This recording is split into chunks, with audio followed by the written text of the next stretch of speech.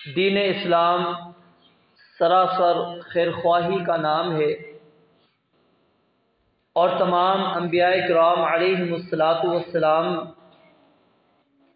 اپنی قوم کے ساتھ، اپنی امت کے ساتھ اسی ناصحانہ انداز کو انہوں نے اختیار کیا، خیر خواہی ان کی کرتے رہے، ان کو ایک اللہ کی عبادت کی طرف دعوت دیتے رہے، طاغوت کی عبادت سے بچانے کی کوشش کی، ان تک اللہ کا پیغام پہنچایا۔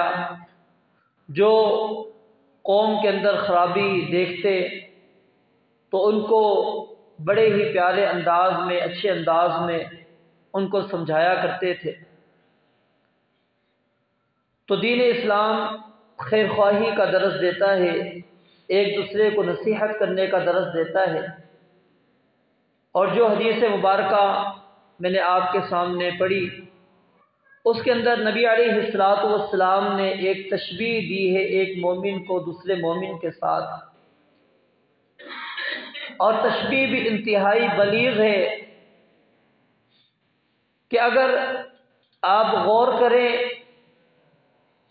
تو آپ کو بخوبی یہ بات سمجھ میں آ جائے گی کہ نبی علیہ الصلوۃ والسلام نے یہاں پر ایمان والے کو ایمان والے کے ساتھ، مومن کو مومن کے ساتھ ایک آئینے کے ساتھ تشبیہ کیوں دی؟ کیونکہ آپ آئینے کے فوائد کو اپنے سامنے رکھیں گے تو یہ حدیث مبارکہ سمجھنے میں آپ کو آسانی رہے گی۔ آئینے کی خوبی یہ ہے کہ جب آپ اس کے سامنے کھڑے ہوتے ہیں تو آپ کی غلطی کی نشاندہی بعینہ اسی جگہ پر کرتا ہے جہاں پر غلطی موجود ہوتی ہے۔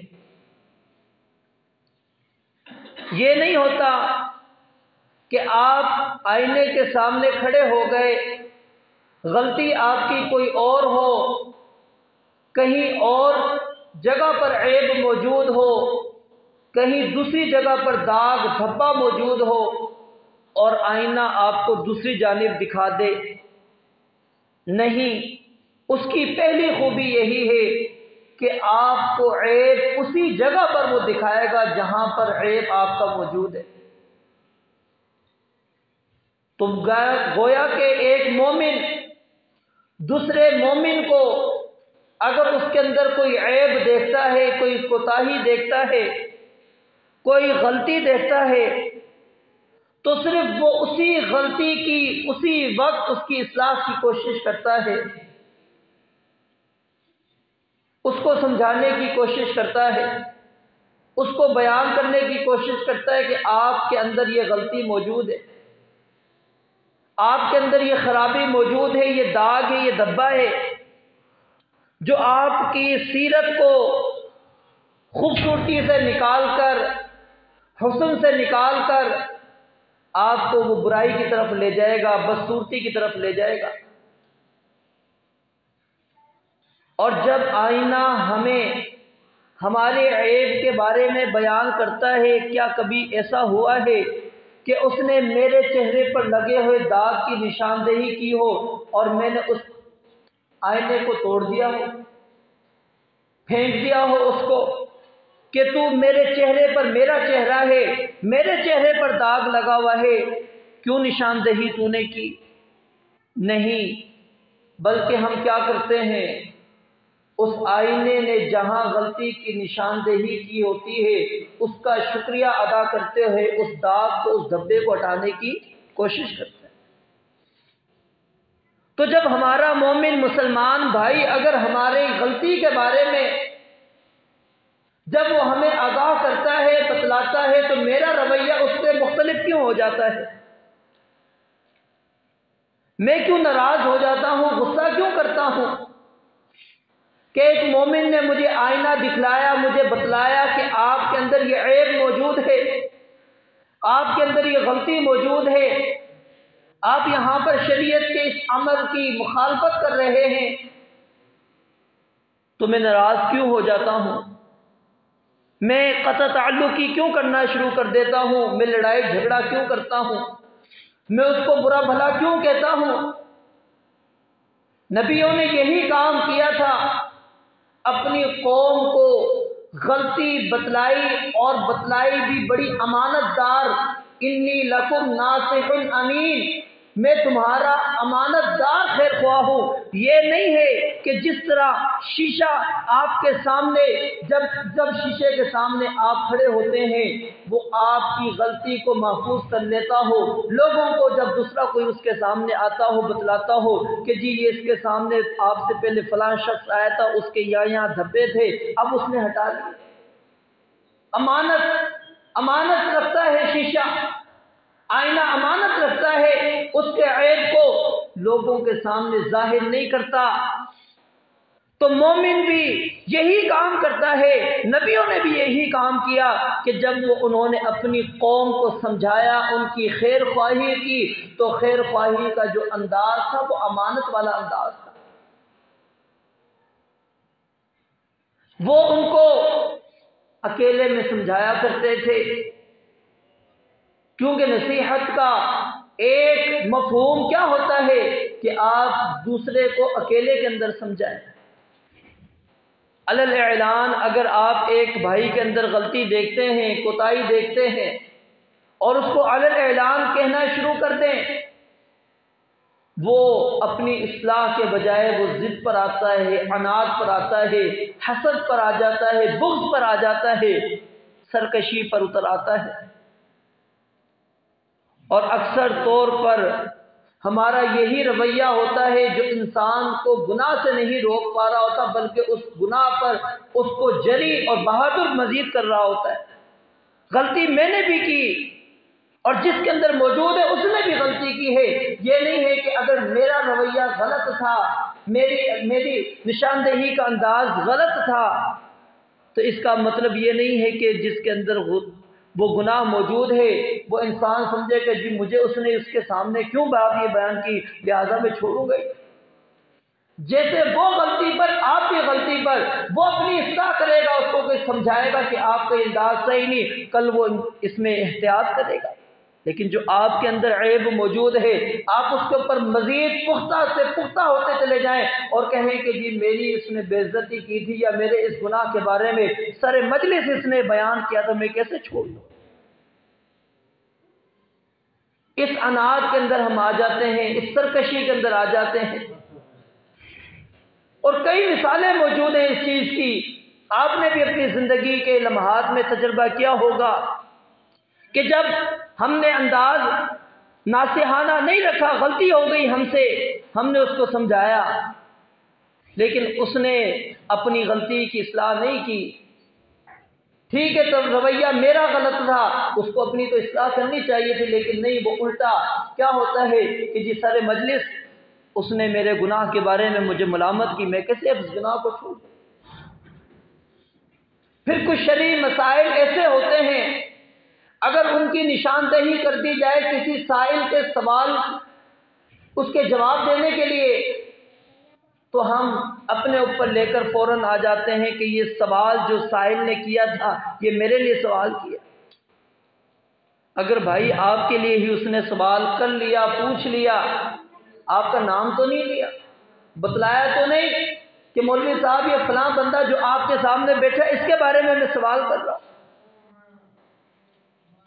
اور اگر مطلق سوال تھا، مطلق جواب دیا گیا، تو اس کو میں اپنے اوپر لے کر آ جاؤں کہ جی سوال میرے متعلق تھا، جواب بھی لہٰذا میرے متعلق ہے، اب سر مجلس میرے گناہ کے بارے میں سوال ہوا ہے، اب میں کیسے گناہ چھوڑوں؟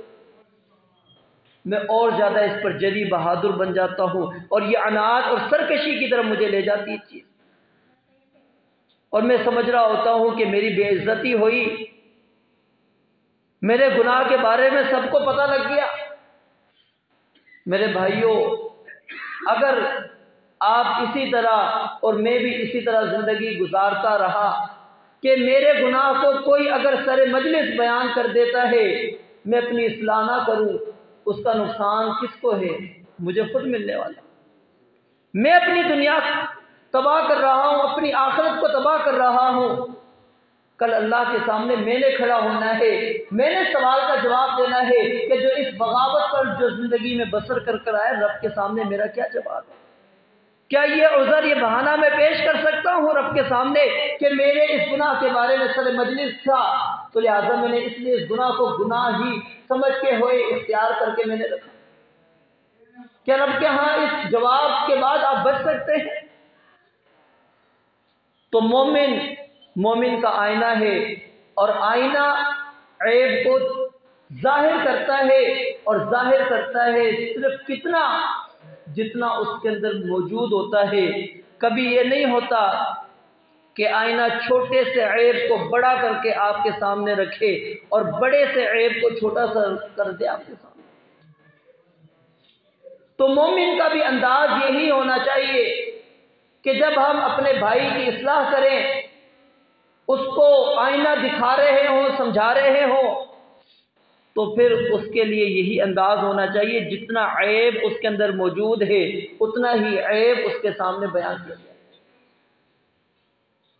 اور پھر آئینہ اس کی ایک خوبی کیا ہے کہ وہ آپ کے محاسن کو وہ چھپا نہیں لیتا۔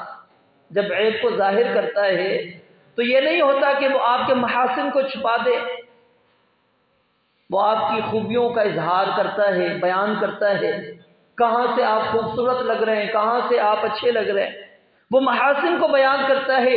یہی رویہ میرا ہونا چاہیے کہ جب میں اپنے بھائی کے عیب کو واضح کروں تو اس کے محاسن کو بھی سامنے رکھوں، آپ اس کے محاسن کو بھی بیان کریں کہ آپ کے اندر یہ اچھائیاں موجود ہیں۔ نبی علیہ الصلوۃ والسلام نے صحابہ کو جو سمجھایا کرتے تھے، انداز کیسا ہوتا تھا؟ آپ علیہ الصلوۃ والسلام بیان کرتے ہیں کہ عبداللہ بڑا اچھا بندہ ہے، اگر وہ رات کا قیام کرنا شروع کر دے، رات کا قیام کرنا شروع کر دے تو اچھا بندہ ہے۔ یہ مراد نہیں کہ پہلے عبادت نہیں کی، نمازیں نہیں پڑھتے، سب عبادات کر رہے ہیں، لیکن آپ حسن کے اندر مزید خوبصورتی پیدا کرنا چاہتے ہیں کہ اس کے اندر ایک یہ کمی موجود ہے، کوتاہی موجود ہے، اگر وہ اپنی اس کوتاہی کو دور کر لے اور اس کو بھی اختیار کر لے تو یہ بہت اچھا بن جائے۔ محاسن کو آپ نے ذکر کیا، محاسن کو چھپایا نہیں۔ نبی علیہ الصلوۃ والسلام، آپ سیرت کا مطالعہ کیجئے، آپ علیہ الصلوۃ والسلام کے بعد جب کفار کا بھی وفد آیا کرتا تھا، اگر ان کے اندر بھی آپ علیہ الصلوۃ والسلام کوئی چیز دیکھتے جو اچھی ہوتی تھی، صحابہ کو بیان کرتے تھے، اور اگر خرابی ہوتی تھی اس کی بھی نشاندہی کیا کرتے تھے، محاسن بھی بیان کرتے تھے اور ان کے معائب بھی بیان کرتے تھے۔ یہ نہیں کہ صرف عیوب ہی عیوب ان کے سامنے رکھتے تھے، محاسن کو آپ نے چھوڑ دیا نہیں۔ اور پھر کیا ہوتا ہے جب آپ اس انداز سے اپنے بھائی کو سمجھائیں گے، اس کی غلطی آپ کے سامنے ہو سکتا ہے 50 ہو جائیں، 100 ہو جائیں، جب اس کی خوبیوں کو آپ شمار کریں گے تو وہ 100 سے اوپر جائیں گے۔ پلڑا کون سا بھاری ہوگا؟ محاسن کا بھاری ہوگا، اور اس محاسن کو ہی آپ بنیاد بنا کر اس کو دعوت دے سکتے ہیں۔ ہم صرف ایک گناہ کو دیکھ کر پیچھے ہو جاتے ہیں کہ اس بندے کے اندر یہ گناہ موجود ہے، اس کے محاسن کو چھوڑ دیتے نہیں۔ یہ مومن کا شیوا نہیں ہے۔ مومن آئینے کی مانند ہے، جس طرح آئینہ اس کے محاسن کو بھی بیان کرتا ہے، اس کے معائب کو بھی بیان کرتا ہے، تو مومن اس کے محاسن کا بھی تذکرہ کرتا ہے اور اس کے اندر جو عیوب موجود ہوتے ہیں اس کا بھی ذکر کرتا ہے۔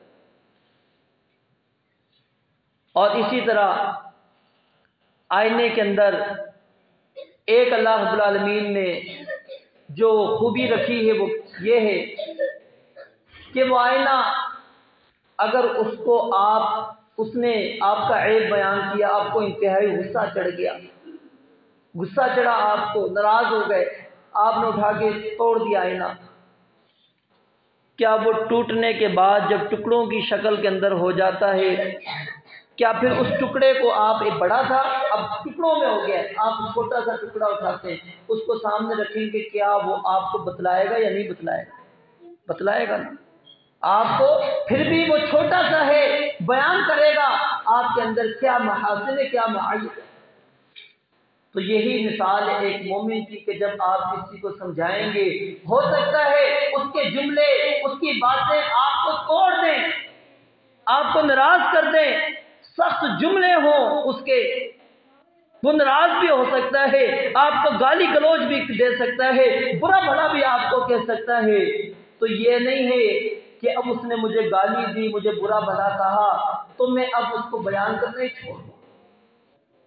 نہیں، میرے لیے لازم ہے جس طرح وہ شیشہ ٹوٹنے کے بعد، آئینہ ٹوٹنے کے بعد بھی اپنی اس دکھانے والی صفت کو نہیں چھوڑتا، مومن کے اندر یہ چیز موجود ہونی چاہیے، چاہے اس کے اوپر جتنی بھی اس کے لیے مشکلات ہوں، پریشانی ہو، تکالیف اس کے اوپر آ جائیں، وہ عیب بیان کرنا اور اس کی اصلاح کرنا، ان کو اللہ کا پیغام پہنچانا، نبی کی دعوت دینا، اس کو نہ ترک کرے۔ اور اسی طرح اس حدیث مبارکہ کے اندر ایک مفہوم یہ بھی ہے، یہ تو تھا کہ بندے کے اندر اگر چیزیں موجود ہیں ہم اس کی نشاندہی کرتے ہیں، اور دوسرا اس حدیث کا مفہوم یہ ہے کہ المؤمن مرآت المؤمن، کہ مومن مومن کا آئینہ ہے۔ کیا مطلب؟ آپ دیکھتے ہیں کہ ایک مومن ہے، وہ باجماعت نماز ادا کرتا ہے، آپ اس کو دیکھ کر رشک کرتے ہیں، رشک کریں اور اپنے آپ کو چیک کریں، وہ بھائی جلدی آتا ہے، پانچوں نماز باجماعت ادا کرتا ہے، میرے اندر کیوں کمی ہے، میرے اندر کمزوری کیوں ہے؟ یہ مومن کو دیکھ کر ہم نے اپنا آئینہ درست کرنا ہے، اپنے آپ کو درست کرنا ہے۔ آپ نے مومن کے اندر اچھائی دیکھی، اس کے اندر کوئی بھلائی دیکھی، نیکی کا کام دیکھا، تو آپ بھی اپنے آپ کو چیک کریں، کیا اس کے اندر جو خوبیاں موجود ہیں میرے اندر ہیں؟ اگر نہیں ہے تو میں اپنی اصلاح کروں اور ان خوبیوں کو پیدا کروں جو دوسرے مومن کے اندر ہے۔ اور اسی طرح جس مومن کے اندر گناہ موجود ہے، نافرمانی موجود ہے یا سستیاں موجود ہیں، تو آپ اس کو دیکھ کر اپنی سستیوں کی اصلاح کریں۔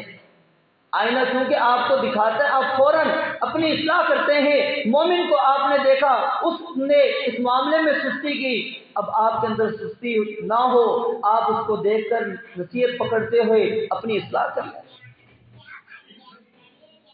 تو مومن کو مومن کے ساتھ تشبیہ نبی علیہ السلام نے اسی لیے دیے ہے تاکہ انسان دوسرے مومن کو دیکھ کر اپنے معاملات کرے۔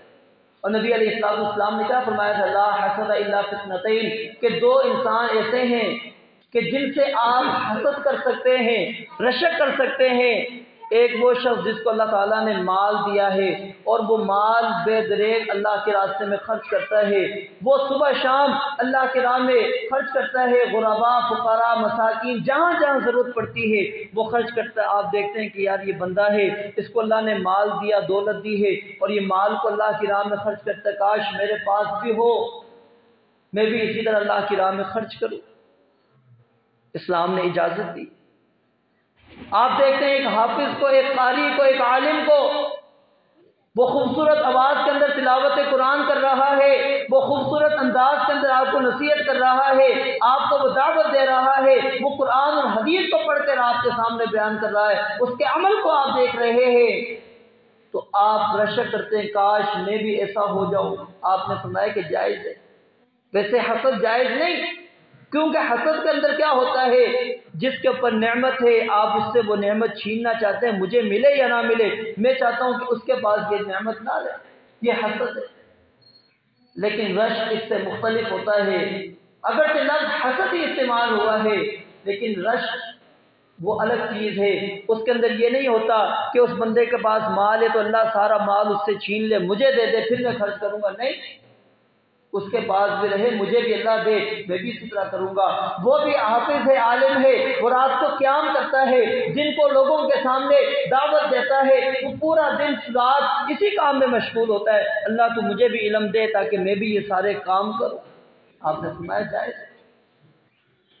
صحابہ کرام رضوان اللہ علیہم مجمعین اسی چیز کو ایک مومن کو دیکھ کر دوسرا مومن وہ ترغیب پکڑا کرتے تھے۔ ایک موقع پر نبی علیہ السلام نے فرمایا کہ میری امت میں سے 70,000 افراد بغیر حساب و کتاب کے جنت کے اندر جائیں گے۔ उकाशा बिन महसन रज़ी अल्लाह ताला अन्हु खड़े हो जाते हैं और कहते हैं अल्लाह के नबी अलैहिस्सलाम क्या मैं उनमें से हूँ? आप अलैहिस्सलाम ने फरमाया कि हाँ तुम उनमें से हो। अब सहाबा ने देखा कि नबी अलैहिस्सलाम उन खुश नसीब अफराद का नाम ले रहे हैं, क्यों ना हम भी उनके अंदर शामिल हो जाएं। खड़े हो जाते हैं दूसरे सहाबा। इसी तरह आपने फरमाया सबक़ का बिहा उकाशा, उकाशा सबकत ले चुका है। बस उसने पहल कर ली। जैसे ही उसने सुनी और उसने पहल की कि अल्लाह मुझे उन लोगों में शामिल कर ले, खड़ा हो गया, अल्लाह ताला ने इसको उनके अंदर शामिल कर दिया। ये सबकत लेकर जा चुका है। और इसी वजह से अल्लाह रब्बुल आलमीन ने क्या है, वसाबिकू, सबकत लेकर जाना है। इला मग़फ़िरतिन मिन रब्बिकुम व जन्नतिन, ये नहीं है कि अल्लाह बख्श देगा, ठीक है, अल्लाह ने जन्नत दे देनी है, 100 दर्जे हैं, नीचे मिल गई तो क्या वो जन्नत ही है ना, ऊपर है नीचे है, कहाँ भी है, जन्नत में तो चले ही जाएंगे। नहीं, सबकत करनी है, दौड़ लगानी है, एक दूसरे से आगे बढ़ना है।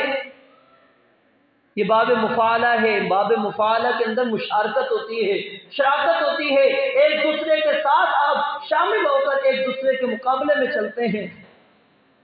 इस्लाम मुकाबला सिखाता है। ये नहीं है कि आप सुस्ती के साथ चले। तो मेरे भाइयों, हमें ईमान वाली ज़िंदगी और आईने वाली ज़िंदगी गुजारनी चाहिए। मेरे अंदर भी कोताहियाँ मौजूद हैं, आपके अंदर भी मौजूद हैं। आप मेरी इस्लाह करें, मैं आपकी इस्लाह करूं। और अगर आप मेरी इस्लाह करते हैं तो मुझे भी नाराज़ नहीं होना चाहिए, और मैं आपकी इस्लाह करता हूं तो आपको भी नाराज़ नहीं होना चाहिए। आईने के साथ इसीलिए तशबीह दी गई ताकि एक मोमिन का मोमिन के साथ ताल्लुक़ वाज़ेह रहे। और फिर इसी हदीस को आगे जाएं, अगर आप सुनन अबू दाऊद के अंदर, ये तो छोटा सा टुकड़ा था जो मैंने आपके सामने रखा, उसके अंदर मजीद अल्फाज हैं। नबी अलैहिस्सलाम ने फरमाया कि मोमिन मोमिन का भाई है और वो उसके माल और उसके अहल व अयाल का ख्याल करता है। यानी वो आईना किस तरह बनता है, तहफ़्फ़ुज़ देता है, उसकी जान को, उसकी इज्जत को, उसकी माल को वो तहफ़्फ़ुज़ देता है। ये नहीं है कि उसके माल को अपने लिए हलाल समझ लेता हो, उसकी जान को अपने लिए हलाल समझ लेता हो, उसकी इज्जत को अपने लिए हलाल समझता हो। नहीं, वो उसका ख्याल करता है। वो मौजूद नहीं होता, कोई उसके बारे में बात करता है, वो उसका दिफा करता है। कोई गीबत करता है, वो उसकी गीबत का दिफा करता है, उसके अंदर ऐब बयान करता है, वो उसका दिफा करता है, उसके माल का, उसकी जान का, उसकी इज्जत का। ये एक मुसलमान का दूसरे मुसलमान के साथ ताल्लुक़ होना चाहिए। तो मेरे भाइयों, हमें इसी तरह, जिस तरह आईना हमें अयूब बयान करता है, हम नाराज़ नहीं होते, हम अपनी इस्लाह करते हैं। तो जब हमें कोई बतलाता है कि हमारे अंदर ये गलती है तो हमें नाराज़ नहीं होना चाहिए, हमें फ़ौरन अपनी इस्लाह करनी चाहिए, फ़ौरन इस्लाह करनी चाहिए। ये ज़िंदगी का कोई भी पता नहीं होता कि कब आप इस दुनिया से चले जाएं। कोई अगर किसी को इल्म है कि मेरे पास अभी मौजूद है उम्र के कुछ हिस्से या चंद घंटे, किसी को भी इल्म नहीं, सेकंड का किसी को इल्म नहीं। ये सारी चीज़ें हम हकीकतों को हमारे सामने भी होती हैं, लेकिन फिर भी हम लापरवाही कर लेते हैं इसी वजह से कि अभी तो क्या है, जवानी है, अभी तो पूरी उम्र पड़ी है, अभी तो 25 साल का, 20 साल का, 30 साल का हुआ हूँ, जब 60 के ऊपर जाऊँगा फिर जाकर अपनी इस्लाह कर लूँगा। मौत किसी को नहीं छोड़ती। जब अल्लाह ने वक़्त लिखा है वो वक़्त फिर चाहे आप चंद लम्हे के हों ले जाती, वो आपकी उम्र अल्लाह ने रखी है उसके मुताबिक।